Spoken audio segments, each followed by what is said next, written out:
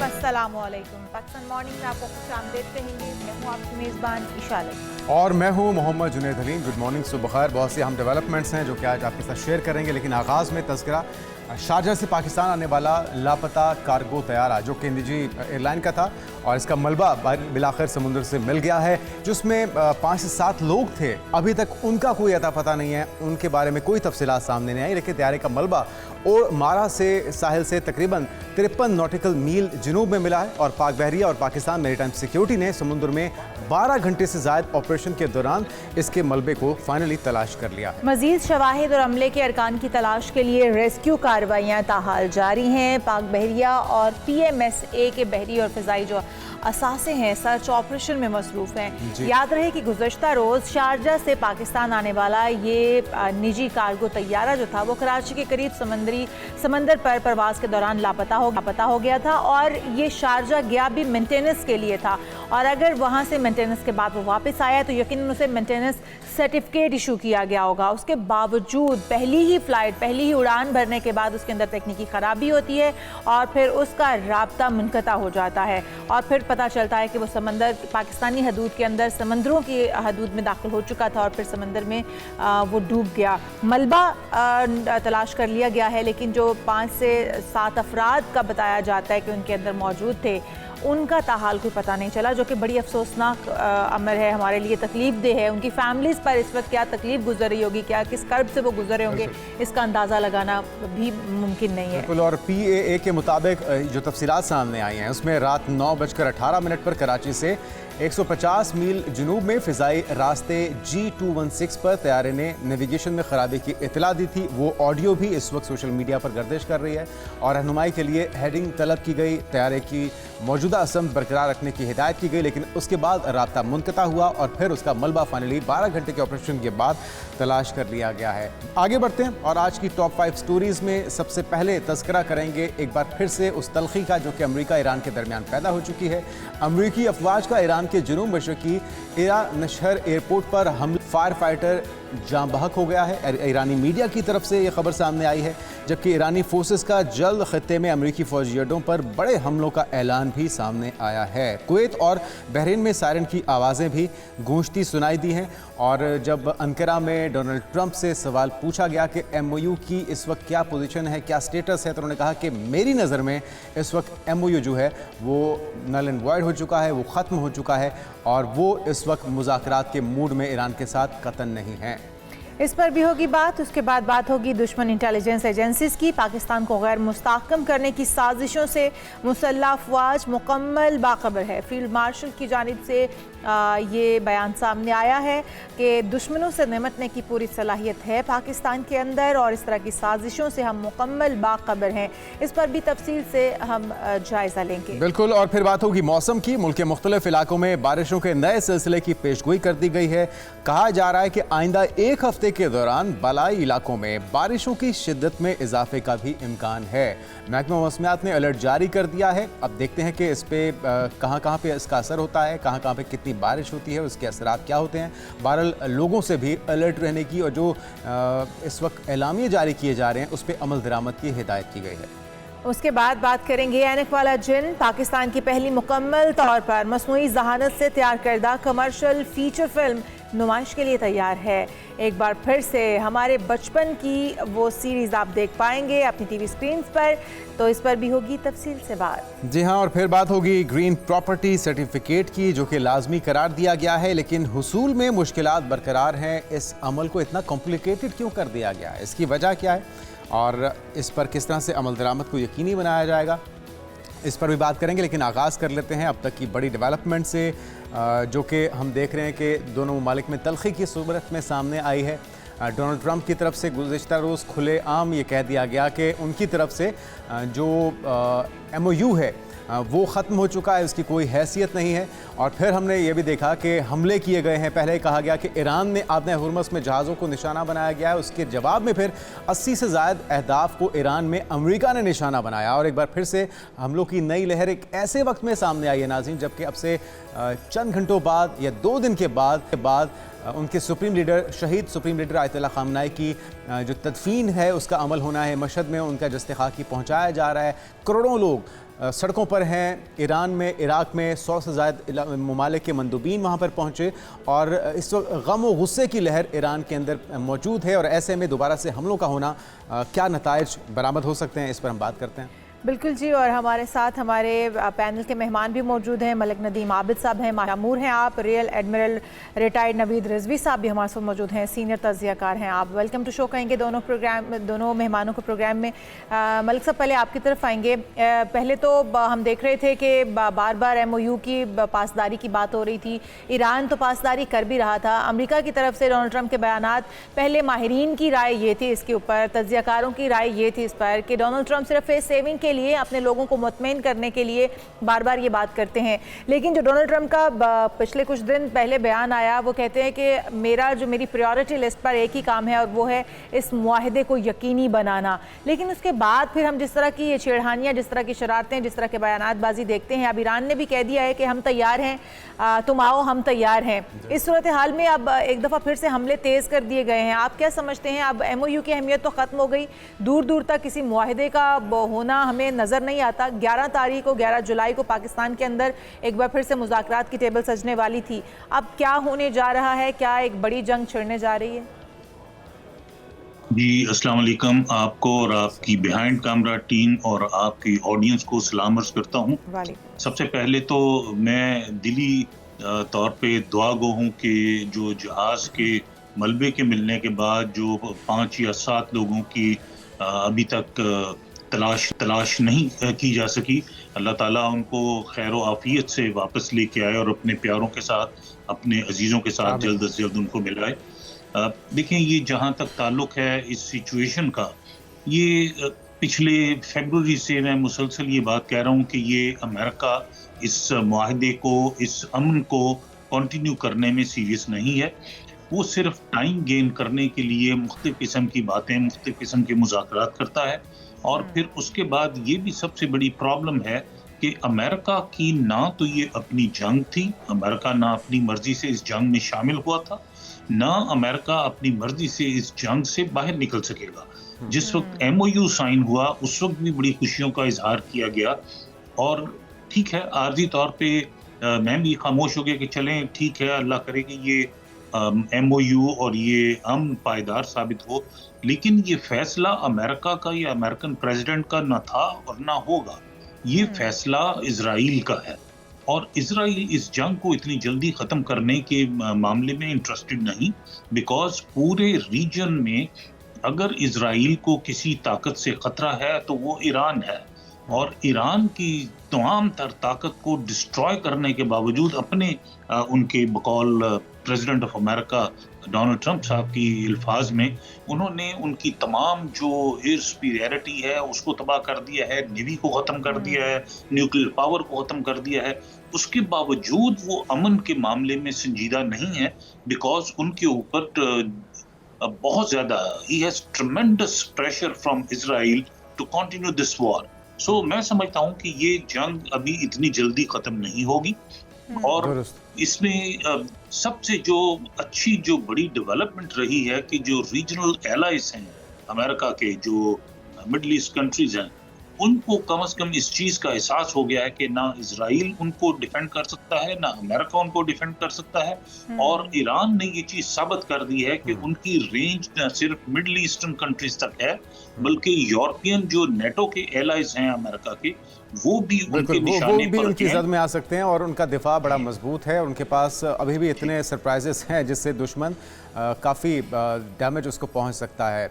रिजवी साहब, आपके ख्याल में इस वक्त हम मुसलसल देख रहे हैं कि स्पॉयलर्स भी हैं, इस MOU को नुकसान पहुंचाने वाले भी हैं जो गिद्ध की तरह इंतज़ार कर रहे हैं कि किसी से कोई गलती हो या उनको कोई मौका मिले और वो इस मुआहदे को सबोताश करें, मुस्तकिल अमन को यकीनी ना होने दें। लेकिन आपको लगता है कि कहीं ना कहीं ईरान से भी मिसकैलकुलेशन हो रही है?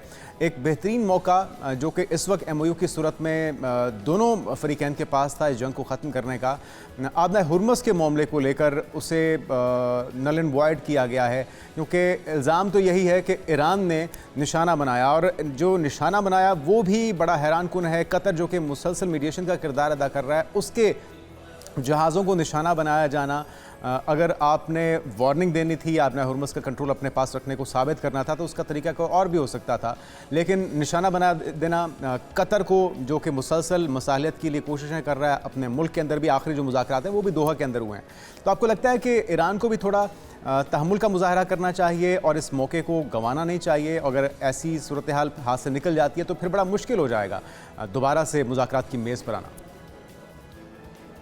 जी, बिस्मिल्लाहिर्रहमानिर्रहीम। आपने काफ़ी सारी बातें की, मुझसे पहले भी बात कर रहे थे मलिक साहब, बातों में काफ़ी वज़न है। मेरे ख़्याल में हुर्मुज़ इसमें सेंट्रल है। जो हुर्मुज़ की स्टेटस था 27 फरवरी को, एक बहुत बड़ी डिज़ायर है कि ये उसी स्टेट में आ जाए, यानी कि जहाँ पे किसी किस्म का कोई सरचार्ज या टैक्स वगैरह नहीं था जहाज़ों के ऊपर, और वो फ्रीली मूव कर सकते थे विद इन द स्टेट। अब उसके बाद से जब ये सिचुएशन बदली, जब इसके ऊपर वॉर इम्पोज हुई है, तो अब ईरान और फिर लेटर हमने देखा कि ओमान भी इसमें इंटरेस्टेड है कि उसके ऊपर उसको एक लेवी या कोई सरचार्ज मिले जो जहाज़ वहाँ से सेफली पैसेज कर रहे हैं। अच्छा, ये बात जो थी वो 60 डेज़ के लिए तो MOU में या उससे पहले जैसे वो डिसाइड कर ली गई थी, लेकिन उसके बियॉन्ड क्या होगा ये अभी नहीं है। ये इसकी जो टेक्निकल टॉक्स हैं वो ऑनगोइंग होंगी और उनमें ये चीज़ें डिस्कस की जा रही हैं। अच्छा, जब आप उसमें एक लीवरेज या अपर हैंड गेन करना चाहते हैं तो आप एक दूसरे को ज़्यादा पेन देकर ये दिखाना चाहते हैं कि भाई हम आपके साथ ये भी कर सकते हैं, हम यहाँ तक भी जा सकते हैं। तो जब ये सूरत हाल हो जाती है तो फिर आप देख रहे हैं कि कुछ काइनेटिक एक्शंस भी हो रहे हैं। अब एक कंट्रोल देना और एक का कंट्रोल रखना या उसको ओवरऑल फ्री पैसेज कर देना, ये सब हम इन गुफ्तगू में, ये सब इन नेगोशिएशंस में डिसाइड करेंगे। तो मेरे ख्याल में ये एक दूसरे को ज़्यादा कंपेल करने की अमेरिका की तरफ से ख़ास तौर पे कोशिश है कि वो एक कंपेलेंस की स्ट्रैटेजी हमें नज़र आती है इमर्ज करते हुए, और वो चाहते हैं कि फिर वो उनकी टर्म्स के ऊपर इसके ऊपर ईरान, क्योंकि अभी तक ईरान की शराइत के ऊपर मुआहिदा होने जा रहा है और ज़्यादातर शराइत जो हैं वो ईरान की मनवाई जा रही हैं। ईरान अपनी शराइत पर ये मुआहिदा करने जा रहा है जो कि डोनाल्ड ट्रंप या अमेरिकन आवाम को शायद उस तरह से काबिल कबूल नहीं है, और आवाम को तो खैर क्या ही होगा, डोनाल्ड ट्रंप साहब को खुद काबिल कबूल नहीं है उनके लिए। अच्छा मलिक साहब, अगर हम आपकी तरफ आते हुए मैं ये जानना चाहूँगी, अभी मशहद के अंदर जो शहीद आयतुल्लाह खamenei हैं सुप्रीम लीडर, उनकी तदफीन का अमल जो है वो मुकम्मल किया जाना है। पहले भी नमाज जनाजा, उनकी तदफीन का प्रोसेस इसलिए ताख़ीर का शिकार हुआ क्योंकि एक तो वो ईरान अमेरिका से अपना बदला शहादतों का लेना चाहता था और दूसरा जंग की सूरत हाल में थे, जंग की कैफियत में थे, तो इसलिए भी ये इवेंट होल्ड कर दिया गया। अभी जंग की सूरत में क्या जस्द खाकी को तदफीन उनकी उसकी कर दी जाएगी या फिर से ये होल्ड पे मामला चला जाएगा? क्या कहते हैं आप इसके ऊपर? क्योंकि इस वक्त जितने हमले अब तक ईरान पर हो चुके हैं उसमें अवाम शायद उस तरह से बाहर भी उन्हें ना निकलने दिया जाए या फिर तदफीन का अमल भी रोकना पड़ जाए। इशाल, बड़ा अच्छा क्वेश्चन आपने किया है। वेरी अनफॉर्चुनेटली इस वक्त जो अमेरिका की लीडरशिप की जो सिचुएशन है उसको मद्देनजर रखते हुए ये इतना अनप्रिडिक्टेबल है जवाब इसका कि हम कुछ इसमें प्रिडिक्ट नहीं कर सकते, क्योंकि इखलाकियात की अगर उसको लेवल को देखा जाए, स्टैंडर्ड को देखा जाए, अगर इंटरनेशनल कानून को देखा जाए, अगर और जो जंग के भी जो असूल हैं उनको देखा जाए, तो जो शहीद लीडर हैं उनके जनाजे को ले जाना और फिर उसको उनकी तदफीन के अमल को करना, अटैक करना, ये होना नहीं चाहिए। देखिए, अच्छा, 3 दिन पहले जो डोनाल्ड ट्रंप का बयान है मलिक साहब, वो भी तो हमें जहन में रखना होगा कि मैं निशाना बना सकता हूँ इस तमाम प्रोसेस में, लेकिन मैं इसलिए निशाना नहीं बनाया कि फिर हम मुज़ाकरात किससे करेंगे। तो आप तो मुज़ाकरात का वो खुद ही कह रहे हैं कि ये झूठे लोग हैं, ये धोखेबाज हैं, ये जारहाना इनका अंदाज़े गुफ्तगू है, तो इनसे मैं मुज़ाकरात नहीं करूँगा। तो एक जवाज़, एक बहाना तो उनको मिल चुका है MOU को ख़त्म करने की सूरत में, तो इस चीज़ का ख़दशा तो बहरहाल मौजूद होगा। मैं आपकी बात बचा है, लेकिन अगर आप मुझे इजाज़त दें तो मैं थोड़ी सी आपकी बात को एक टेक्निकल उसको टेक्निकली अमेंड करूंगा, उनको जवाज मिला नहीं है, उन्होंने जवाज घड़ा है इसका कि पैदा किया है। सो देखिए बात यह है, अगर पिछले फरवरी से अब तक जितने भी ये जंग के बाद जो मामलात जिस तरह चल रहे हैं, इसको हम अगर देखें, बल्कि पिछले साल 2025 से अगर देखना शुरू करें, तो जब भी अमन की बात हुई, जब भी ईरान ने थोड़ी सी सॉफ्टनेस दिखाई, जब भी ईरान ने मुज़ाकरात को एक्सेप्ट करने की या मुज़ाकरात के अमल को शुरू करने की बात की, जब भी ईरान ने यूएई की जो इंटरनेशनल आईएईए की जो टर्म्स को एक्सेप्ट करने की बात की, तो बगैर वार्निंग के उस पे ऊपर हमले किए गए। सो ईरान की तरफ से मैं समझता हूं कि कोई वायलेशन नहीं हुई, और ये वायलेशंस की रीजंस क्रिएट की गई हैं अमेरिका की तरफ से, और वो भी। लेकिन मैं जो रिजवी साहब से पूछा है मलिक साहब, वो आपसे भी मैं पूछना चाहूँगा कि आपने हुर्मस जिस तरह से 60 रोज़ का टाइम फ्रेम था, उसमें कहा गया था कि इसका कंट्रोल नहीं होगा, उसके बाद किस तरह से इसको मैनेज करना है ये चीज़ें डिसाइड होंगी। तो अभी जब चीज़ें ज़ेर गौर हैं, मुख्तलिफ बैठकें होनी हैं, मुख्तलिफ सेशंस होने हैं जिसमें डिसाइड किया जाना है कि आपने हुर्मस का स्टेटस क्या होगा। बाकी चीज़ें तो अपनी जगह वो तो चल ही रही हैं, प्रोसेस हैं, यूरेनियम की अफजोदगी हो गई, एटमी हथियार हो गए, सैंक्शंस हो गई, या उनके फ्रीज असासे हो गए, ये सारी चीज़ें तो ज़ेर गौर हैं। लेकिन आपने हुर्मस को लेके अभी जब चीज़ें प्रोसेस में है, हमला कर देना और एक ऐसे मुल्क के जहाज़ पर हमला कर देना जो कि पाकिस्तान की तरह मीडिएशन का किरदार हमेशा अदा करता रहा, कतर बड़ा नालान दिखाई दिया जहाज़ों पर हमले की सूरत में। आपको लगता है कि थोड़ा तहम्मुल का मुजाहरा ईरान को भी करना चाहिए? जी बिल्कुल, देखें अमन जो है वो किसी एक मुल्क की ख्वाहिश पे नहीं हो सकता। अमन किसी एक जो फरीक होता है उसके कहने पे या सोच लेने से अमन नहीं होता, ना किसी एक मुज़ाकराती अमल को साथ लेकर चलने वाले मीडिएटर पाकिस्तान या कतर के ख्वाहिश के मुताबिक हो सकता है। उसके लिए तमाम पार्टीज का मुत्तफिक होना बहुत ज़रूरी है। ये मैं समझता हूँ कि अगर का लफ्ज़ इसलिए यूज़ कर रहा हूँ कि मैं अभी भी इस चीज़ पे बिलीव नहीं रखता कि ये अटैक वाकई ही ईरान ने किया है, और अगर ईरान ने भी किया है तो फिर ईरान में यकीनन कोई ऐसी पार्टी भी उनकी अपनी सफ़ों में मौजूद है जो ईरान को अमन के रास्ते पे नहीं चलने देना चाहती। क्योंकि देखिए, मैं एक पीस एक्टिविस्ट हूँ। मैं हमेशा ये बात शेयर करता हूँ कि पिछले 10 साल में मैंने 45 या 46 वार जोन्स देखे हैं। जंग किसी भी मसले का हल नहीं है, जंग सिर्फ डिस्ट्रक्शन है और तबाही और बर्बादी का अमल है।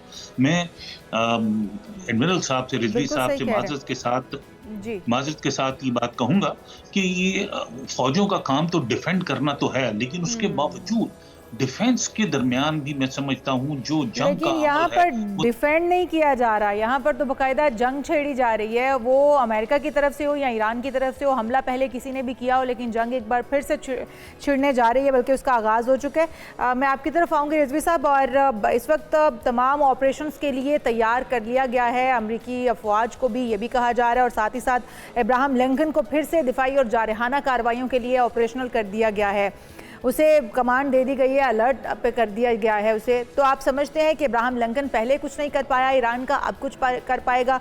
और साथ ही साथ खारिज जजीरे की भी बात हो रही है, वहाँ पर भी अटैक किया जा सकता है, बिजली घरों पर, डिसैलिनेशन प्लांट्स पर भी हमला हो सकता है, और जो जहाज़ वहाँ पर मौजूद हैं ईरान के या जो भी उनकी तनसीबात हैं उन पर भी अटैक किया जा सकता है। आप क्या कहते हैं, अब्राहम लिंकन पहले कुछ नहीं कर पाया तो अमेरिका के दावे इस बार कितने मौसर साबित होंगे? जी देखिए, मैं जैसे पहले अर्ज कर रहा था कि ये एग्रेसिव पोस्चरिंग और एक किस्म की एडवांस पोजीशनिंग सी के ऊपर ये दिखाने के लिए है कि हम रेडी हैं और वी कैन टेक ऑन। अच्छा, अब किस वक्त ये मैनिफेस्ट करते हैं इसके आगे फर्दर काइनेटिक ऑपरेशंस पे, तो वो देखना पड़ेगा कि आगे इनकी कैसे मुज़ाकरात चलते हैं। मैं वही बता रहा हूँ कि इसमें हमें जो एक स्ट्रैटेजी ऑफ कंपेलेंस है वो नज़र आ रही है। उसके लिए हमें दोनों तरफ से कुछ ऐसे एक्शंस नज़र आएंगे। अभी ये भी देखना है कि ईरान कैसे रिस्पॉन्ड करता है अभी तक की, क्योंकि वहाँ पर अभी एक सिचुएशन बड़ी फ्लूइड है। वो ज़्यादा मॉर्निंग में इस वक्त इन्वॉल्व हैं, फिर तदफीन एक है बहुत बड़ा मामला, तो वो मेरे ख्याल में they will take a pause, और उसके बाद फिर उनकी तरफ से हमें कोई ऑपरेशन या कोई एक्शन नज़र आएगा जिसमें मे बी वो दोबारा उनके एलाइज को टारगेट करें या शिपिंग को निशाना बनाएं। तो इस तरह फिर ये चीज़ बढ़ेगी। और लेकिन दोनों तरफ से इस चीज़ का till the time they again come back to the table, वहाँ पे वो एक पोजीशन ऑफ स्ट्रेंथ पे आना चाहेंगे। तो ये मेरे ख्याल में, मेरा ओपिनियन ये है। ठीक है। अच्छा मलिक साहब, आपके ख्याल में अभी हमने देखा कि नेटो फोर्सेस या नेटो के सरबराह जो अभी तक बहुत ज़्यादा नालां थे डोनाल्ड ट्रंप के इस जंग के इक़दाम से, और वो कहते थे कि अमेरिका की जंग नहीं है या नेटो ममालिक को इसमें इन्वॉल्व नहीं होना चाहिए, अब वो कह रहे हैं कि ये जो हालिया हमला है ये जस्टिफाइड है, इसकी ज़रूरत थी क्योंकि ईरान ने पहल की है हमला करके आपदा हुर्मुज़ पे जहाज़ों पर।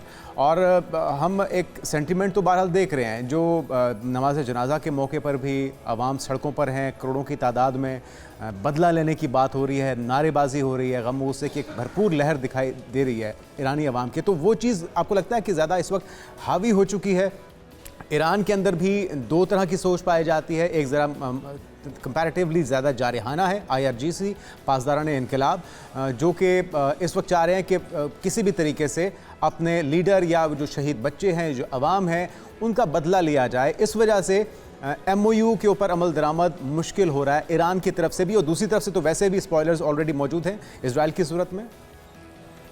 देखिए, पहली बात तो ये कि मैं ये बार बार ये बात मुझे जो है रिपीट करके याद दिलाना पड़ती है कि अमेरिका की तरफ से जब से 2025 से ये सिलसिला अटैक का शुरू हुआ ईरान पर, इजराइल और अमेरिका की तरफ से, तो अमेरिका की जानिब एक मुसलसल एक ट्रस्ट डेफिसिट बिल्ड हो रहा है कि जब भी ईरान ने कंप्रोमाइज की बात की, उसको अमेरिका ने या इजराइल ने उनको बगैर वार्निंग के उनके ऊपर अटैक किया।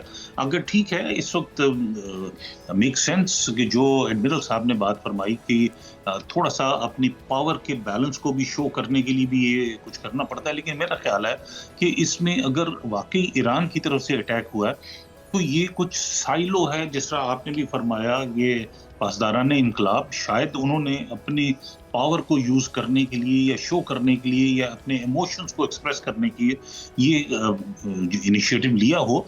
मैं समझता हूँ अगर उन्होंने लिया है तो ये बहुत ही गलत हरकत उन्होंने की है। ये तमाम जो प्रोसेस बिल्ड हो रहा था इसका, पीस का, एक जो दोनों तरफ से अमेरिका और ईरान, और फिर सबसे बड़ी बात जो मिडिल ईस्ट के जो एलाइज हैं अमेरिकन, उनकी तरफ से जो एक कंप्रोमाइज की सिचुएशन नजर आ रही थी, उसको इन्होंने डिस्ट्रॉय करने की कोशिश की है। और मैं समझता हूँ कि ये this is not a very good step, और स्पेशली उस वक्त जबकि अभी खामेनाई साहब का अभी जस्ते खाकी उसको अभी दफन नहीं किया जा सका। अभी जिस तरह आपने भी फरमाया, इशाल ने भी फरमाया कि जिस तरह अभी करोड़ों लोग सड़कों पे आएंगे, अभी हैं और अभी और आएंगे दोबारा फिर। तो मैं समझता हूँ कि ये एक गैर जरूरी, अननेसेसरी, जिसको कहते हैं ना, इनिशिएटिव था, और गैर जरूरी तौर पे अपने अवाम को एक रिस्क में और खतरे में डालने की बिल्कुल, और ये मौका नहीं था इस वक्त ये जंग को दोबारा से शुरू करने का, ना तो ईरान की तरफ से और ना ही अमेरिका के लिए। बहुत शुक्रिया। मलिक नदीम आबिद साहब हमारे साथ मौजूद थे, माहिर आलमी अमूर। हमारे साथ मौजूद हैं rear admiral retired Naveed Rizvi साहब। और गुज़िश्ता रोज़ एक तो DGISPR की प्रेस कॉन्फ्रेंस भी आपने मुलाहिजा की होगी, फील्ड मार्शल ने भी NDU के जो फारिग तहसील स्टूडेंट्स थे उनसे गुफ्तगू की है। पुरअज़्म दिखाई देती है हमारी अफवाज, हमारी अस्करी क़यादत दहशतगर्दों के खात्मे के लिए और उन तमाम सहूलतकारों के लिए भी जो कि डायरेक्टली या इनडायरेक्टली पाकिस्तान के अंदर अमन को तबाह करना चाहते हैं। 4 रोज़ के अंदर हमने देखा है कि 42 से ज़ायद दहशतगर्दों को जहन्नुम वासिल किया गया है और 54 से ज़्यादा जो दहशतगर्द थे उनको जहन्नुम वासिल किया गया। 40 से ज़ायद कीमती जानें भी इसमें गई हैं, जिसमें सिक्योरिटी फोर्सेस के जवान भी शामिल हैं। तो रिजवी साहब, ये छेड़खानी तो चल रही है, लेकिन हम देख रहे हैं कि हमारी मुसल्लह अफवाज भी पुरअज़्म है इन्हें जहन्नुम वासिल करने के लिए और इनके सहूलतकारों को ठिकाने लगाने के लिए। जी बिल्कुल, सही फरमाया आपने। कल की जो उनकी प्रेस कॉन्फ्रेंस थी वो भी मैंने देखी, और मेरे ख्याल में बहुत ही एक ट्रेजिक सूरत हाल है कि इसमें विदाउट हम कोई रेस्पाइट, हम पाकिस्तान जो है इसमें बहुत अरसे से एम्ब्रॉयल्ड है, और हमारा specially the western front, Balochistan, KP, फिर हमने कुछ और भी एक्शंस देखे हैं AJK में भी। तो ये जो एक प्रॉक्सीज की वॉर का आप सिलसिला देख रहे हैं, इसको ज़्यादा डीपर देखने की ज़रूरत है और एक इसको होलसम अप्रोच की भी ज़रूरत है, एंड आई एम श्योर कि उसको देखा जा रहा होगा। देखिए, इंडिया और अफगानिस्तान का नेक्सस हमारे सामने काफ़ी हद तक आया हो चुका है और वो ये काम करेंगे। दुश्मन एजेंसीज जो हैं वो इसके लिए फाइनेंसिंग भी करती हैं।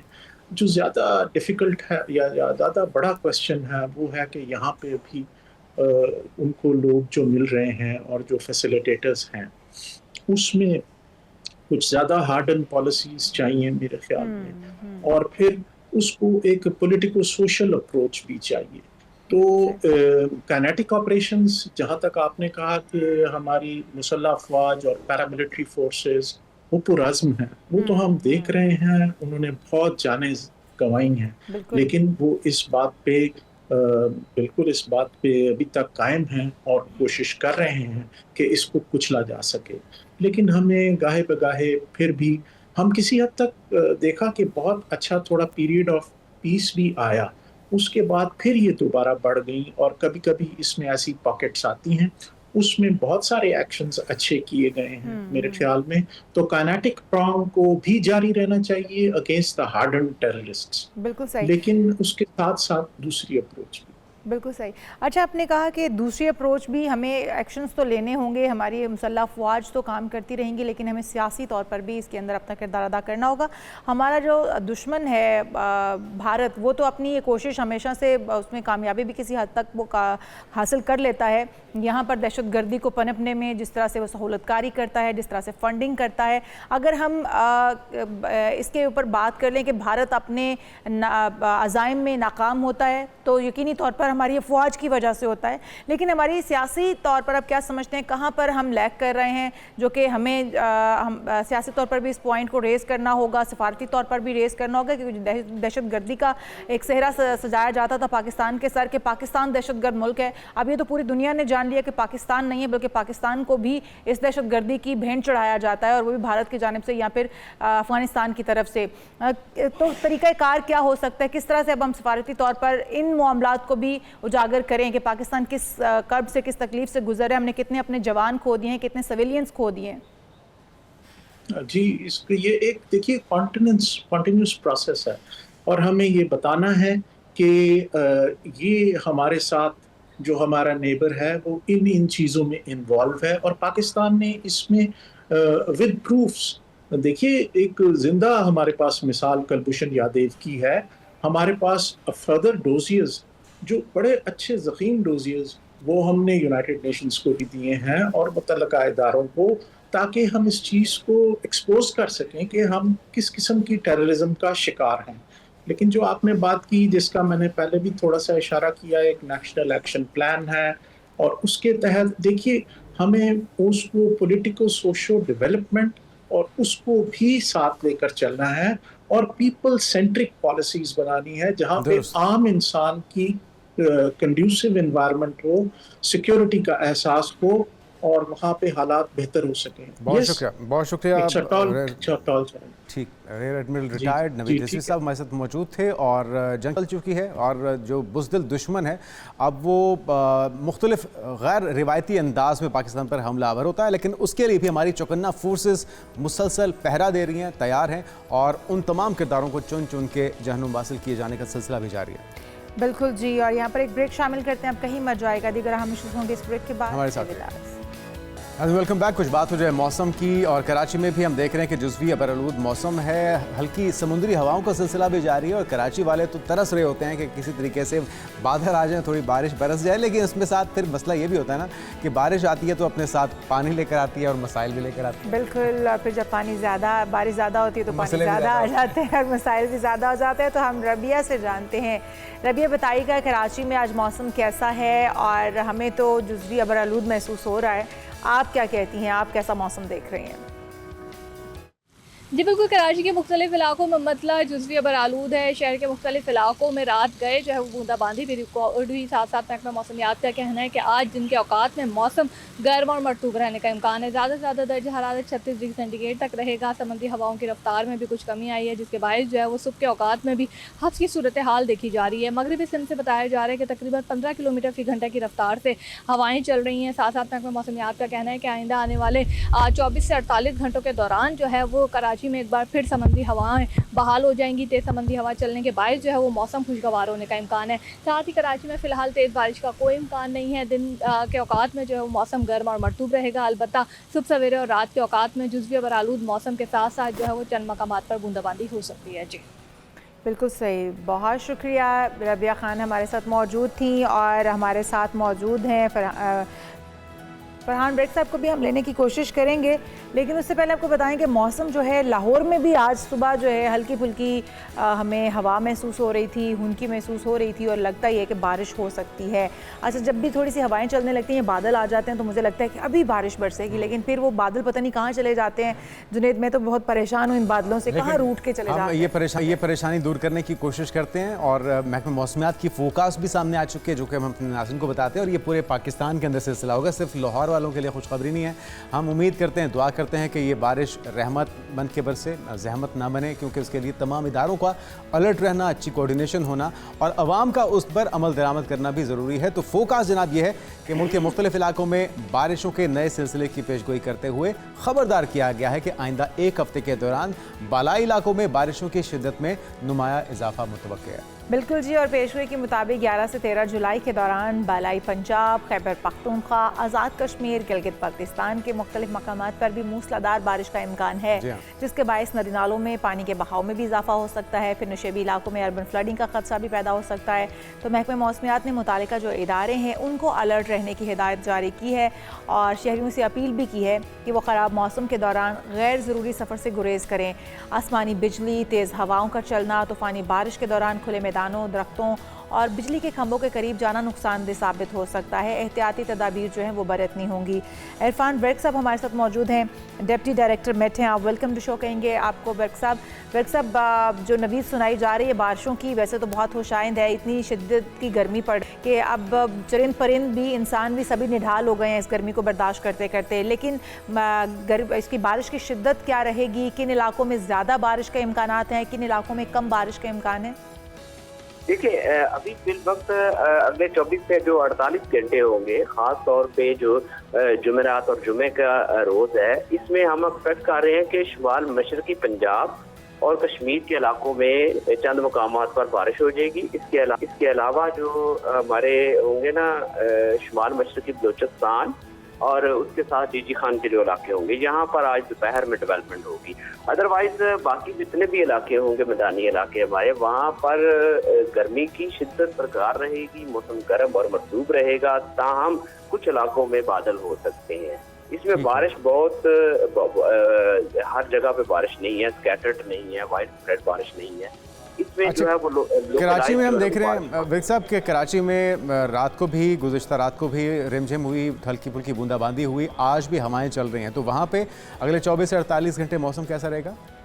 देखिए, कराची में भी हम यही एक्सपेक्ट कर रहे हैं कि वहाँ पर बादल भी आते जाते रहेंगे और इस तरह की कंडीशंस होती रहेंगी और हल्की बारिश जो है और ड्रिजल ये हम जो हमारी 3 डेज की जो फोरकास्ट होती है उसमें हम दे रहे हैं कराची के लिए बेहतर ना ड्रिजल और लाइट रेन मुख्तलिफ जगहों पे। ये कोई जो है ना बहुत ज्यादा पूरे सिंध में नहीं है, तो वो कराची क्योंकि एक साली पट्टी है तो वहाँ पर बादल आ रहे हैं और ड्रिजल और मुख्तलिफ जगहों पे जो है ना वो लाइट रेन हो रही है। बिल्कुल सही। अच्छा, ये भी वेद साहब बताइएगा, इसे टेम्परेचर कितना डाउन जाएगा? क्योंकि मौसम वैसे भी आज लाहौर में भी काफ़ी बादल नज़र आ रहे थे, बारिश तो नहीं बरसती है, काफ़ी रोज़ से ये चल रहा है, कभी बादल और कभी धूप तेज़ हो जाती है।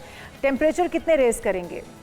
देखिए, टेम्परेचर जो है ना हमारे वो 38, जो लाहौर की बात करें ना तो 38 से 40 के दरमियान में है, लेकिन इसका जो फील लाइक होगा वो ज्यादा होगा क्योंकि नमी जो होगी वो आपकी एटमॉस्फेयर में ज्यादा होगी और हवाएं भी कम चलेंगी, जिससे जो है आपको फील लाइक जो नजर ज्यादा महसूस होगा जब बारिश नहीं होगी। अभी भी लाहौर में मुख्तलिफ इलाकों में हमारे पास बारिश रिपोर्ट हुई है, कुछ इलाकों में हुई है, कुछ इलाकों में कम हुई है और कुछ इलाकों में नहीं। अच्छा, लोगों के लिए हिदायत क्या है वैक साहब, ख़ासतौर पे नॉर्दर्न एरियाज़ में मकामी लोग हैं या ट्रैवल करने वाले लोग हैं? देखिए, जो नॉर्दर्न एरियाज में लोग जाते हैं उनके लिए मैं यही कहूँगा कि वो एहतियात किया करें, ख्याल रखा करें, क्योंकि आजकल जो है वो लोकलाइज्ड जो बादल है वो बनते हैं पहाड़ों। बल्कि ऐसे मौसम में नॉर्दर्न एरियाज में जाने से गुरेज किया जाए जब बारिशें तेज़, हवाएं तेज़ चल रही हों। बहुत शुक्रिया इरफान वर्क साहब, डिप्टी डायरेक्टर मेट हमारे साथ मौजूद है। यहाँ पर शामिल करेंगे एक ब्रेक, आप कहीं मत जाएगा, स्टे विद अस। प्रोग्राम में एक बार फिर से आपको खुशामदीद कहते हैं नाज़रीन, और अभी का हमारा टॉपिक जो है वो आप सबके लिए है कद बढ़ाने, जिस्मानी सेहत से मुतालिक बहुत सारी ऐसी बातें जो कि आप जानना चाहते हैं, लेकिन हकीकत में कद का ज़्यादातर इन्हसार जो है वो जीनियाती अवामिल पर होता है, खुराक से नहीं होता। आपकी हाइट जो है वो बढ़ती है अगर आपके पेरेंट्स में से हाइट ज़्यादा किसी की लंबी चौड़ी हो, लेकिन फिर भी मुतवाज़न ग़िज़ा, मुनासिब नींद, मजमूई सेहत, इन सब का असर भी होता है। तो कभी कभी तो हम देखते हैं कि बच्चों को लटकाने के लिए वो रॉड्स लगा दिए जाते हैं कि आप इनके साथ लटकते रहो तो आपका कद बड़ा हो जाएगा, या फिर आपको उछल कूद करने के लिए कहा जाता है, वर्जिश करने के लिए कहा जाता है। तो क्या कुछ तरीक़ेकार हो सकते हैं? आजकल तो कद बढ़ाने के लिए जो है ना बहुत सारी जड़ी बूटियों का सहारा भी लिया जाता है। बिल्कुल, लेकिन हतमी तौर पे हम रहनुमाई लेंगे। Health expert doctor Shahzad Basra हमारे साथ मौजूद हैं। बसरा साहब, आपको वेलकम कहेंगे। आपसे कहेंगे कि हड्डियों की कुदरती लंबाई में नुमाया इजाफा किस तरह से मुमकिन हो सकता है, क्या क्या तरीके हो सकते हैं? देखिए जी, हर किसी की ख्वाहिश है कि उसके बच्चे लंबे हों, लेकिन जहन में ये बात रखनी चाहिए कि जो आपके जीन्स के अंदर जेनेटिकली जितना कद है ना, उससे तो नहीं बढ़ा सकते। अब प्रॉब्लम ये है कि वो जितना आपकी जेनेटिक्स के अंदर कद है वो तो अचीव हो जाए, वो पुअर लाइफस्टाइल की वजह से, सारा दिन बैठे रहने की वजह से, लैक ऑफ एक्सरसाइज, बच्चे भी एक्सरसाइज नहीं करते, क्रॉलिंग नहीं करते। जब उनकी छोटी एज होती है, कोई 7-8 माह से लेके 1.5 साल तक जो उन्होंने भागना दौड़ना होता है, उसके बाद जो उन्होंने 3-4-5 साल तक बहुत 3-4 घंटे खेलना होता है, और उसके बाद फिर 18 साल तक जो उम्र उनकी बढ़ती है, वहाँ तक उन्हें दूध, गोश्त, अंडे, दालें, सब्जियाँ के अवेलेबल हैं, और वो ग्राउंड में कम से कम 1-1.5 घंटा पावर गेम करते हैं और धूप के अंदर जाते हैं। ये सारे अवामल होंगे तो फिर जो उनकी जीन्स के अंदर जो कद है वो पूरा होने के चांसेस होते हैं। और उससे अगर वो एक्सटेंसिवली एक्सरसाइज करते हैं तो 1-2 इंच बाज़ कद बढ़ भी सकता है। लेकिन अगर कोई ये एक्सपेक्ट करता है कि सिर्फ लटकने से कद बढ़ जाएगा, लटकना यानी कि ये एक बेहतरीन वर्जिश है, ये इतनी अच्छी वर्जिश है कि जो लोग लटकते हैं उनका कोर, बाजू, शोल्डर, गर्दन, पूरा जिस्म में बेहतरीन एक्सरसाइज हो जाती है। और फिर जो बुढ़ापे के अंदर जो वजन, जो कद छोटा होना शुरू हो जाता है, ये उसको रोकता है। अच्छा। तो दूसरा ये कि जो हम एक्सरसाइज करते हैं उसमें जो उछलना कूदना है, ये सबसे बेहतरीन एक्सरसाइज है। अब उछलने में एक बहुत बड़ी डाइटिशियन है, फूड एक्सपर्ट है, बारबरा ओनील, वो ये कहती है कि लोग बूढ़े इसलिए हो जाते हैं कि वो उछलते कूदते नहीं है, वो रस्सी फलांगना। अच्छा, अगर किसी को 18 साल के बाद बसरा साहब ख्याल आया है, उसको पता ही बाद में चला है, उस वक्त वो उछल कूद करता है, उसका कोई फायदा होगा? देखिए, उसका उसकी सेहत के ऊपर तो असर होगा, डेफिनेटली होगा, लेकिन शायद कद बढ़ने के चांसेस 18 साल के बाद हिस्ट्री में तो नहीं है, ना इसमें कहीं हमने कहीं पढ़ा सुना है कि उसके में चांसेस होते हैं। देखिए, असल में होता ये है कि जो हमारे वर्टेब्रा है ना, इसके जो अंदर जो हड्डियां है ना, वहाँ एंड प्लेट्स होती हैं। वो एंड प्लेट जो है ना, उसको जब हम बार बार उछलते हैं ना, तो उनको एक ट्रिगर मिलता है, स्टिमुलस मिलता है। वो स्टिमुलस मिलने से वो अपना जो रियल उन्होंने हाइट गेन करनी होती है, उसमें हेल्प मिलती है। तो खेल कूद से खास तौर पे आप फुटबॉल खेलते हैं, क्रिकेट खेलते हैं, यानी पावर गेम, ठीक है, पावर गेम्स हो या फिर एक्सरसाइज हो।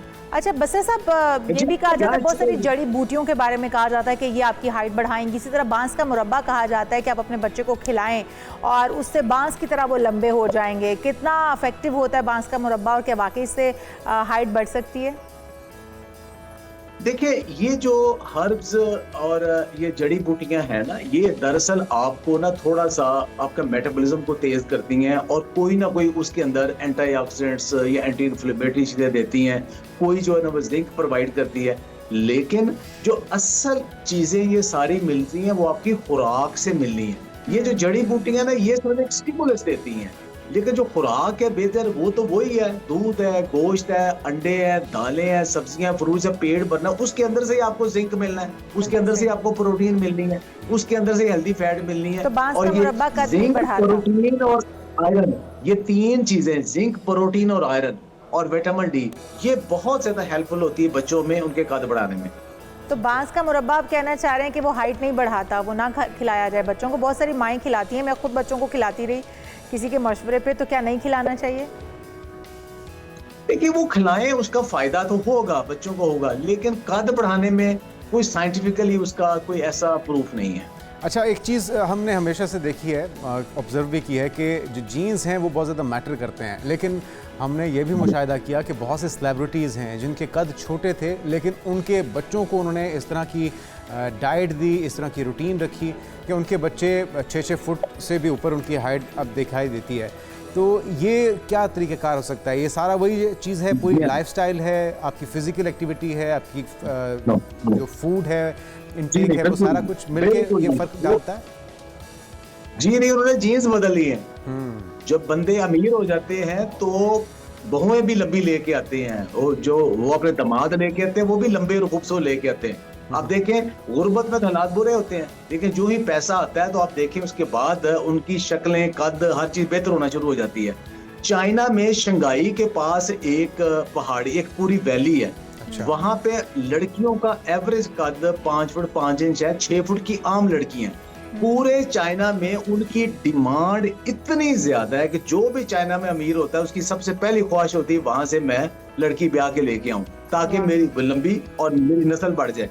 तो इसी तरह होता है कि आप फिर शादियां ऐसी करते हैं कि जिसमें ज्यादा गोरे चिट्टे और ज्यादा लंबे जो है ना वो लोग लेके आते हैं, उससे नस्ल बढ़ती है। और दूसरा, फूड न्यूट्रिशन उनकी बहरहाल बेहतर है और उनकी न्यूट्रिशन का बहुत बड़ा फर्क पड़ता है। और उसके बाद वैसे जब आपकी ड्रेसिंग अच्छी है, आपकी फूड अच्छी है, आपकी स्किन, बाल, बाकी सब कुछ छाना शुरू हो जाते हैं। रीजन ये है, बाकी सिर्फ डाइट से आप कहें कि एक वालिदैन दोनों 5-5 फुट के तो बच्चा 6 फुट का हो जाए, ऐसा नहीं होता। बिल्कुल सही। अच्छा बसर साहब, ये भी बताइएगा कि एज कहाँ पर जाकर रुक जाती है? 18 साल बच्चियों की किस एज में जाके एज बढ़ना बंद हो जाएगी? बच्चों की हाइट किस एज में जाके बढ़ना बंद हो जाएगी? आमतौर पे बच्चियों की जो हाइट है वो 14 से 15 साल तक पूरी हो जाती है आमतौर पे, और लड़कों की 17 से 18 साल तक होती है। लेकिन इसके बाद रेयर एग्जांपल होती है कि थोड़ी सी हाइट ज्यादा इंक्रीज हो जाए, ज्यादा किसी की होगी तो 19 साल तक हो जाएगी, लेकिन टीन एज के बाद हाइट में इंक्रीज होना बहुत मुश्किल है। ओके। तो जिस तरह से बसर साहब आप कह रहे हैं कि एक तो बाहर धूप में बच्चों को निकाला जाए, एक्सरसाइज करवाई जाए, हेल्थी एक्टिविटी उनकी बहुत ज़्यादा होनी चाहिए और पावर गेम्स होनी चाहिए, उसके साथ साथ डाइट का भी आपने कहा कि बड़ा इसके अंदर दारोमदार है, डाइट आपकी बेस्ट होनी चाहिए। लेकिन आपने अपने बच्चे को किस वक्त में क्या देना है, अगर थोड़ा सा डाइट प्लान हमारी उन माओं के लिए बता दें जिनके बच्चे ग्रोइंग एज में हैं, जिनकी हाइट रुकी हुई है, जिनकी हाइट नहीं बढ़ रही है, तो ज़्यादा बेहतर हो जाएगा ताकि वो माएँ आज से ही उसका आगाज़ करते हैं। देखिए उसमें एक बच्चे जब छोटे बच्चे हैं 2-3 साल तक, वहां तक तो एक तो वो बच्चों को बहुत ज्यादा, जो शुरू में बच्चा चलना शुरू होता है ना, तो उसको क्रॉलिंग नहीं करनी दी जाती कि इसके घुटने छिल जाएंगे, मट्टी लग जाएगी, फलानी हो जाएगी। जो उसको वॉकर में बिठा दिया जाता है और उसकी जो टांगे हैं पूरी है वो पूरी डेवलप ही नहीं होती, उसका पोस्चर ही ठीक नहीं होता। तो एक तो ये कि वो वॉकर की जरूरत नहीं है, बच्चे को नेचुरली क्रॉलिंग करने दें, ये बहुत जरूरी है उसकी डेवलपमेंट के लिए। दूसरा, बच्चा जब 3 साल से ऊपर होता है तो फिर वालिदैन की जिम्मेदारी है कि दिन में एक दफा उन्हें ड्राइंग रूम से, लॉन्ज से बाहर निकल के गर्मी सर्दी में लॉन में या ग्राउंड में या पार्क में लेके जाके उनके साथ कोई गेम खेलें, उन्हें स्विंग लेने दें, उन्हें स्लाइडें लेने दें, भागने दौड़ने दें, ये काम करने दें, ये कम से कम 1 घंटा, ये बहुत जरूरी है बच्चों के लिए। साइकिल चलाएं गलियों में जहां जहां पॉसिबल है, और उसके बाद फिर उनके फूड एंड न्यूट्रिशन की बात करें।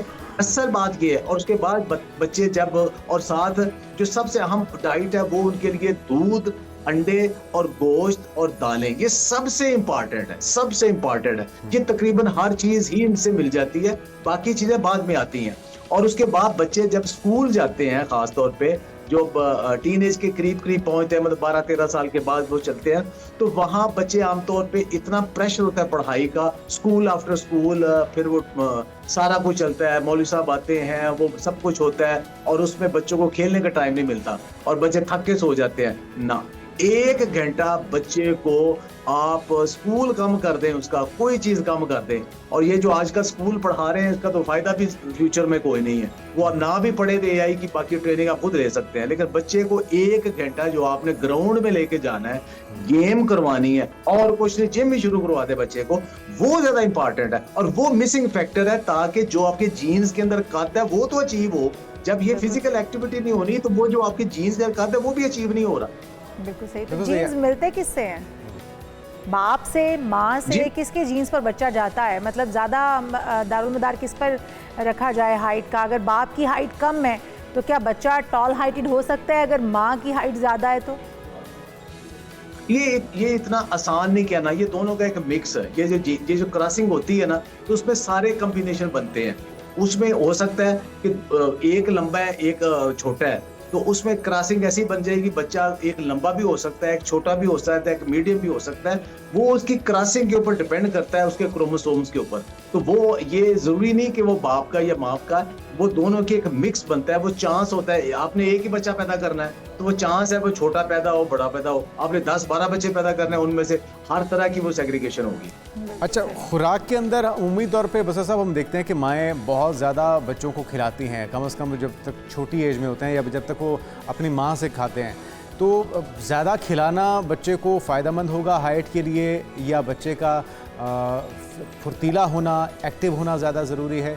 क्योंकि हम ये भी देखते हैं कि माएँ कहती हैं कि जी अगर मोटा भी है तो क्या हुआ, जब इसकी हाइट निकलेगी तो वो मोटापा ठीक हो जाएगा। तो ये सोच ठीक है आपके ख्याल में? नहीं, बिल्कुल नहीं सही। वो जो ना कि बच्चे वाले चुभी से बच्चे, गोल मटोल से बच्चे वो को प्यारे लगते हैं, वो होता है कि वो बच्चे सुस्त हो जाते हैं, वो भागते दौड़ते फिर कम है, वो फिर बैठने की उन्हें आदत और बैठ के खाने की उन्हें आदत ज्यादा बन जाती है।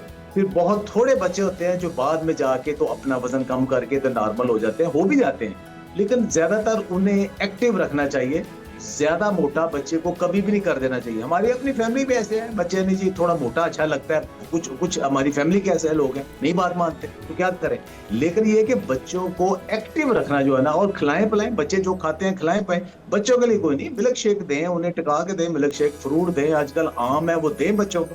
बिल्कुल सही। तो डाइट प्लान नहीं आपने बताया बसरा साहब, किस तरह से डाइट न्यूट्रिशन किस तरह से पूरे दिन के अंदर पूरा कर सकती हैं माएँ?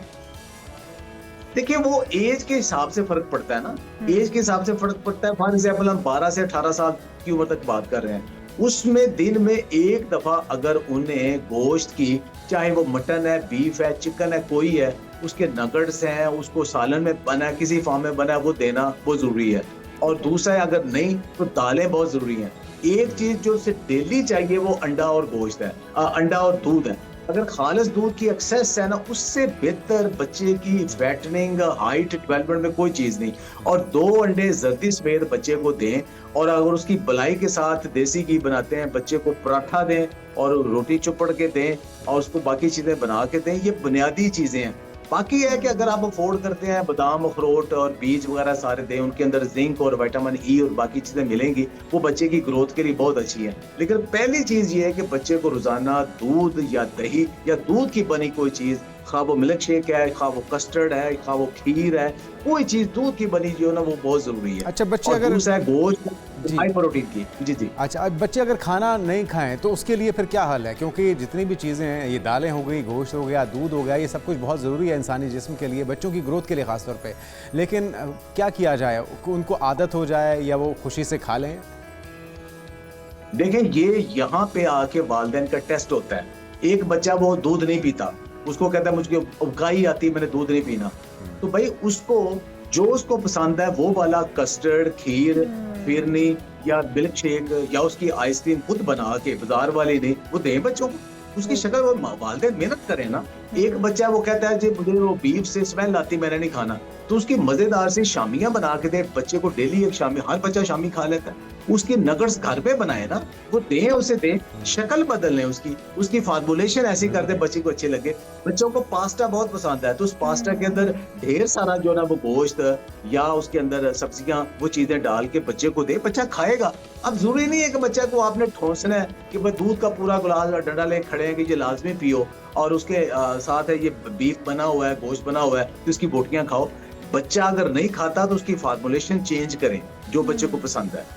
अच्छा, ये भी कहा जाता है बसरा साहब कि अगर बच्चे के पेट में वर्म्स हैं, कीड़े हैं, तो बच्चे की ग्रोथ रुक जाती है, क्योंकि जो डाइट आप जितनी अच्छी डाइट उसको दे रहे हैं वो बच्चे की बॉडी तक पहुंच नहीं पाएगी। क्या ये भी एक फैक्टर हो सकता है आपके बच्चे की एज रुकने का? तो फिर उसके लिए क्या करना चाहिए? जी बिल्कुल, मेरी अपनी बेटी जो है ना, उसकी एक दफा उसका स्टोमक ठीक नहीं होता था, सारा कुछ, जब वो बहुत छोटी थी, वो तकरीबन 1.5 साल की थी, वो 6 माह तक उसमें एंटीबायोटिक दे दे के बुरा हाल हो गया, कोई चीज का कारगर नहीं होती थी, और उसकी हाइट भी वहां पे सुप्रेस हुई, ज्यादा इंक्रीज नहीं उन दिनों में। तो फिर उसको डीवर्म जब किया गया, वो वर्मॉक्स या जेंटल या जो भी आप देते हो, डीवर्म किया, साथ उसका मैदा बेहतर हो गया, साथ उसकी ग्रोथ बढ़ना शुरू हो गई। तो ये फैक्टर है, और उसमें अब मैंने खुद एक्सपीरियंस किया अपनी फैमिली के साथ। तो ये जब भी आपको ये फील हो कि इसका स्टोमक ठीक नहीं हो रहा और ग्रोथ रुकी हुई है, डॉक्टर से मशवरा करके उसको डीवर्म कर दे, और डीवर्म करने का कोई नुकसान नहीं, अगर साल बाद बच्चों का कर भी दे तो उसका कोई नुकसान नहीं है। बिल्कुल, उसका फायदा है। बिल्कुल। अच्छा, आखिर में ये भी बताएगा कि जो बच्चों की मालिश है, छोटे बच्चों की मालिश, वो कितनी मुफीद होती है ग्रोथ के लिए, हड्डियों की मजबूती के लिए? ये एक ऐसी चीज है कि मैं अब अल्हम्दुलिल्लाह इतना एक्टिव हूँ, सब कुछ हूँ, इसके बावजूद मुझे योगा करने के बावजूद मेरे नीज में हल्की सी स्टिफनेस आ गई। तो मैं फिजियोथेरेपिस्ट के पास था, कल के बताओ क्यों आ गई? उसने कहा कभी आपने मालिश की? मैंने कहा मैं जिंदगी में कभी ना सर पे तेल लगाया, ना मुंह पे, ना जिस्म पे, कभी लगाया ही नहीं। उसने कहा आप जितनी मर्जी एक्सरसाइज करते हैं, लेकिन ये जो मालिश है ये आपकी ब्लड सर्कुलेशन और जो मसल की ये स्टिफनेस है इसको रिलैक्स करती है, और जहाँ पे इन्फ्लेमेशन है, जब आप मालिश करते हो तो उससे वो इन्फ्लेमेशन कुदरती तौर पे कम होती है। तो बच्चों की मालिश, तो छोटे बच्चों की मालिश, और सर्दियों में खास तौर पे धूप के अंदर, वो कमाल की चीज है। वो उसकी पूरी बॉडी के अंदर जो हिडन बीमारियां भी है वो भी कम करती है। ये मालिश कभी ना कभी, मैं तो कल का कन्विंस्ड हो गया हूँ कि जिंदगी में आपको हफ्ते 10 दिन में एक दफा मालिश जरूर करनी चाहिए। बिल्कुल, मालिश बच्चों के लिए है या बड़ों के लिए, दोनों को लाजमी करवानी चाहिए। बसरा साहब की बातों से हमें ये पता चला कि स्टिफनेस भी अगर बॉडी में आ गई है तो उसका बेहतरीन ख़त्म करने का हल यह है कि आप मसाज सेंटर का रुख करें, नहीं तो घर पे मिन्नत समाजत कर लें अपनी बेगमात की या बेगमात शौहर की, कि वो आपसे मसाइल भी हो सकते हैं, इसलिए सोच समझ के। बहुत शुक्रिया डॉक्टर शहजाद बसरा साहब हमारे साथ मौजूद थे। और हाइट बढ़ाने के क्या क्या तरीके हो सकते हैं, असली अगर देखा जाए अमूमी तौर पे जीन्स इससे मैटर करते हैं, लेकिन आपका लाइफस्टाइल, आपकी डाइट और आपकी रूटीन मैटर करती है, उससे फ़र्क पड़ सकता है। बिल्कुल जी। तो यहाँ पर एक ब्रेक शामिल कर लेते हैं, आप कहीं मत जाएगा, दीगर हम इशूज़ होंगे इस ब्रेक के बाद। Welcome back. बात कर लेते हैं प्रॉपर्टी मालिकान की एक मुश्किल की, जिसके लिए हुकूमत पंजाब की तरफ से प्रॉपर्टी की खरीदो फरोख्त के लिए ग्रीन सर्टिफिकेट का हुसूल नाकाबिल अमल शराइत के बायस नामुमकिन हो चुका है। प्रॉपर्टी मालिकान शराइत पूरी ना हो सकने और अदम ग्रीन सर्टिफिकेट के बायस न सिर्फ मुश्किलात में फंस गए हैं, बल्कि प्रॉपर्टी की खरीदो फरोख्त का अमल भी तातुल का शिकार हो चुका है इस वक्त। जी हाँ, और प्रॉपर्टी कागजात के अलावा 2 गवाह भी लाना ज़रूरी करार दिया गया है। पहले मरहले में सर्वेयर के सामने पेश होंगे, फिर उसके बाद GIS मैनेजर और फिर अराजी सेंटर के चक्कर लगाना होंगे, जिसके बायस कोई भी गवाही के लिए इतना वक्त नहीं बचता है जो कि दे सके। इसी तरह दीगर शराइत भी हैं जिन पर अमल करना मुश्किल हो गया है। तो ये किस तरह से फिर आवाम को क्या मुश्किलात में डाला जा रहा है ग्रीन सर्टिफिकेट, इस पर हम बात करते हैं। हमारे साथ एहसन मलिक साहब मौजूद हैं, प्रॉपर्टी एनालिस्ट हैं आप स्टूडियो में। वेलकम टू शो कहेंगे आपको। मलिक साहब, जिस तरह की भी सूरत हाल पैदा हो चुकी है, एक तो ग्रीन सर्टिफिकेट बनाया गया था कि सारा कुछ डिजिटल हो जाएगा, आवाम को सहूलत मिलेगी और आप एक क्लिक पर बैठ के बायोमेट्रिक करवा सकेंगे, अपनी प्रॉपर्टी को ख़रीद सकेंगे, फ़रोख्त कर सकेंगे, और साथ ही साथ जो ओवरसीज़ पाकिस्तानी थे इसमें उनको भी सहूलत मिल रही थी। लेकिन अब जो फिर से एक वो चक्करों का एक के बाद दूसरा चक्कर, दूसरे के बाद तीसरा चक्कर, लगता ये है कि हुकूमत ने ये ग्रीन जो सर्टिफिकेट है इसके नाम पर आवाम को फिर चक्करों में डाल दिया है। क्या कहते हैं आप? बिस्मिल्लाहिर्रहमानिर्रहीम।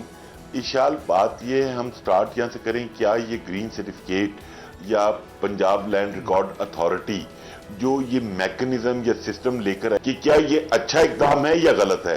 तो उसमें मैं समझता हूँ CM पंजाब को क्रेडिट देना चाहिए कि ये 75-76 सालों का जो गंद है, जिसको बोर्ड ऑफ रेवेन्यू और पंजाब लैंड रिकॉर्ड अथॉरिटी ठीक करने जा रही है।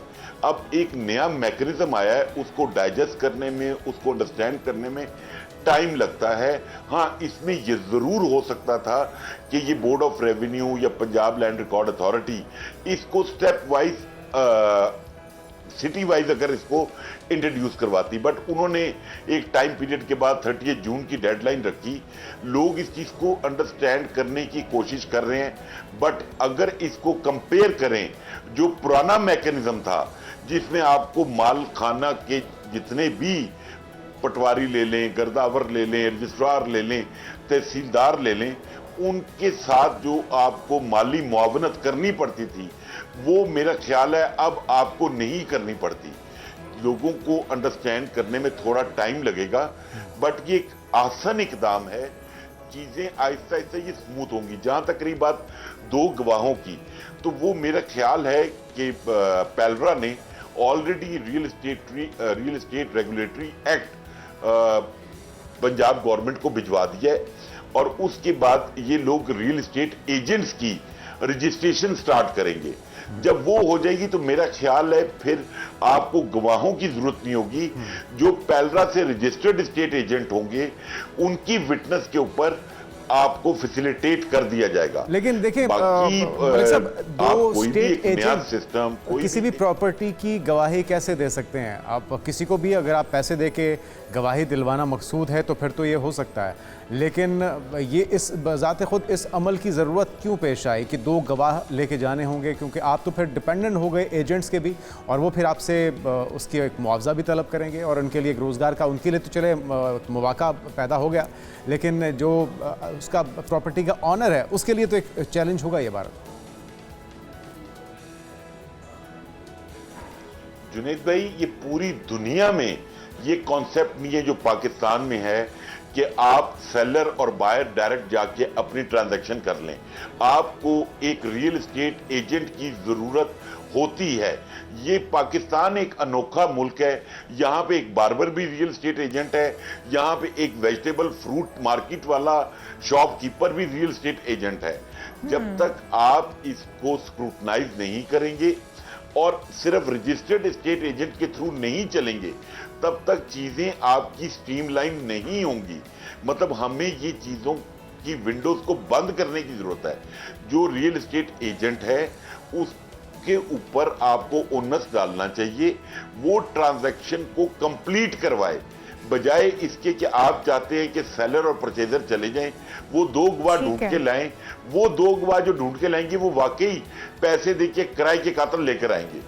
अच्छा एहसन साहब, ये जो ग्रीन सर्टिफिकेट था, ये इशू करने का मकसद भी यही था कि ओवरसीज़ जो पाकिस्तानी हैं जिनकी प्रॉपर्टीज़ पर कब्ज़े हो जाते हैं या जिनको सेल या करनी है या परचेज़ करनी है, उनको थोड़ी आसानी दी जा सके। ना सिर्फ पाकिस्तानियों को बल्कि ओवरसीज़ पाकिस्तानियों के लिए भी इसमें सहूलत थी। लेकिन जितनी मुश्किलात हैं इसके अंदर, जितने चक्कर हैं इसके अंदर, क्योंकि बताया जाता है कि गवाहान तो चलें, आपने अपने डॉक्यूमेंट्स के साथ गवाहान तो तलाश कर लिए, उसके बाद फिर आप पहले मरहले में सर्वेयर के सामने पेश होंगे, फिर उसके बाद GIS मैनेजर के सामने होंगे, फिर अराजी सेंटर भी आप जाएंगे। तो ये जो 2-3 चक्कर हैं, ओवरसीज पाकिस्तानी शायद उनके पास ना तो टाइम होगा, ना वो पाकिस्तान आ पाएंगे और ना ये चक्कर लगा पाएंगे। तो क्या ग्रीन सर्टिफिकेट का मकसद ये नहीं होना चाहिए था कि आप एक क्लिक पर आपका पूरा डाटा, पूरी डिटेल बगैर गवाहान के आपके सामने आ जाए और फिर उसके ऊपर आप अपनी प्रॉपर्टी को सेल कर सकें या परचेज कर सकें?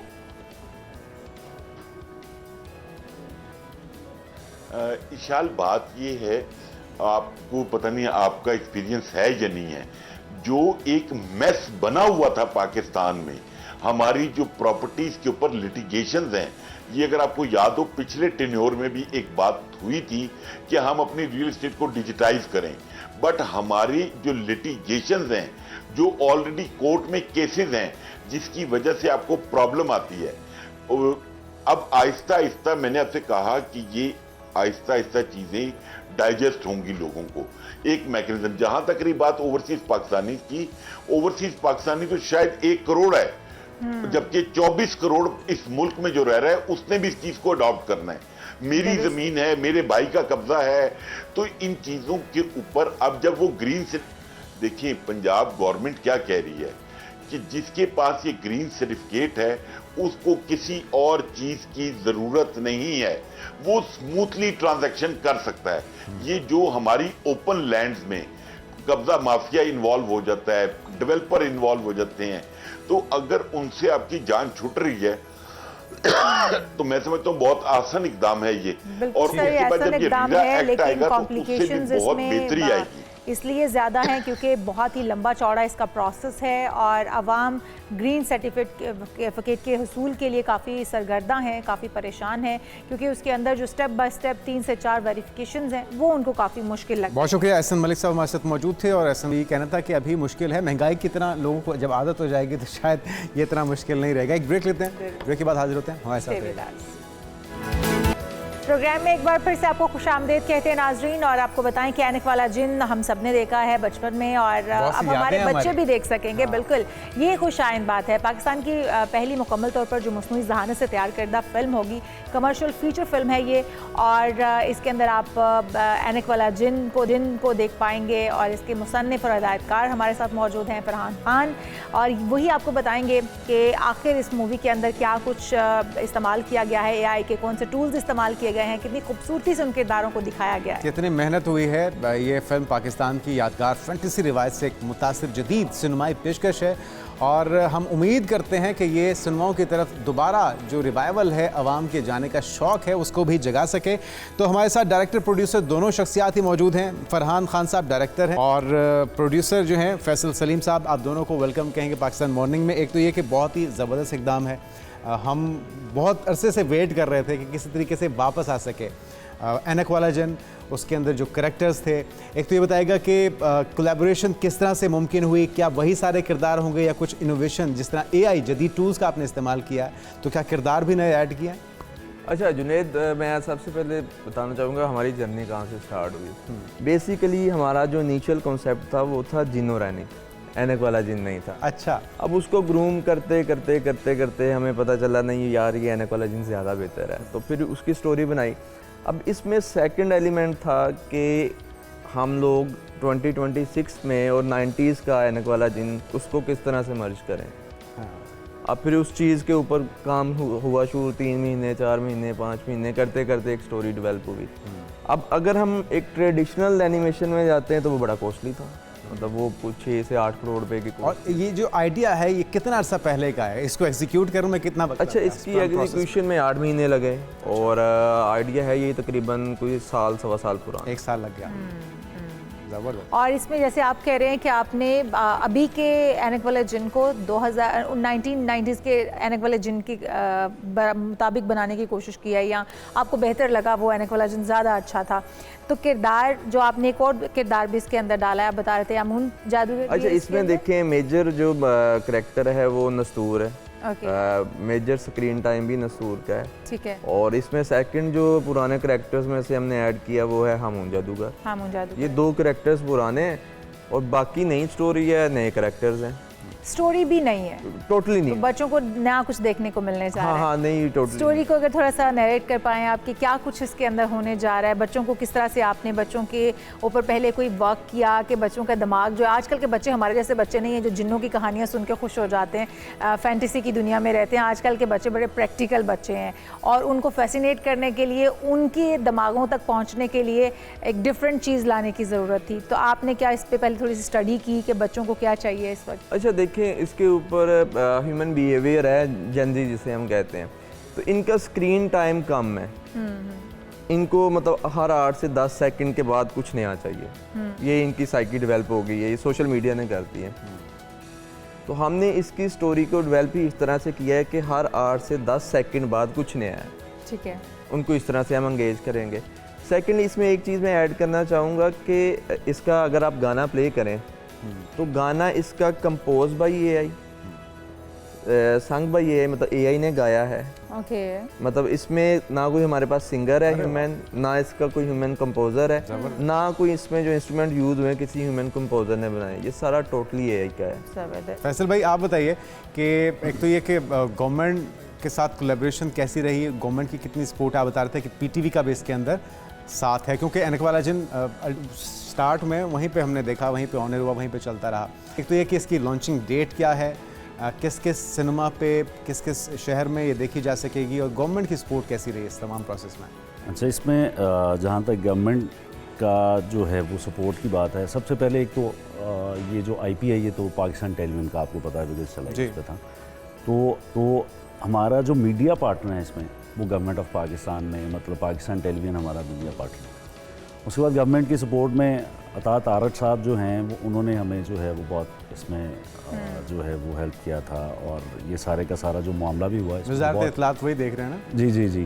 तो जितना भी ये मामला था हमारा पाकिस्तान टेलीविजन के साथ मीडिया पार्टनरशिप का, कोलैबोरेशन का, इसमें वो बहुत हेल्पफुल रहे हैं हमारे साथ।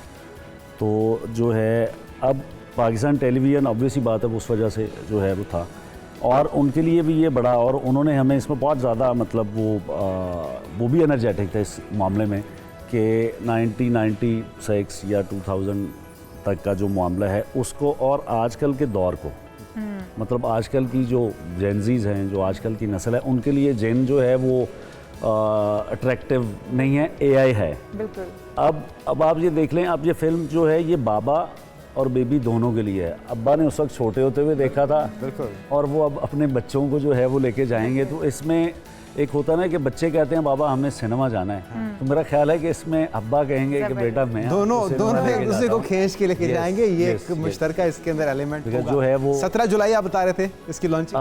अभी हम ये अभी फाइनल नहीं हुआ? यस, अभी इसमें जो है वो हम कह लेंगे, लेकिन मेरा ख्याल है कि इसी मंथ में इंशाल्लाह ताला ये होगी। और ये जो है अक्रॉस द पाकिस्तान, मतलब जितने भी डिजिटल सिनेमाज पाकिस्तान में मौजूद हैं ये उन सब में रिलीज हो। ज़बरदस्त। तो एक बार फिर से हम एक अच्छी मूवी देख पाएंगे। अच्छा, थोड़ा सा कॉस्ट की बात अगर कर ली जाए, अगर आप फिज़िकल अदाकारों को लेते हैं तो यकीनन एक भारी भरकम कॉस्ट आपको बर्दाश्त करनी पड़ती है किसी भी मूवी के लिए।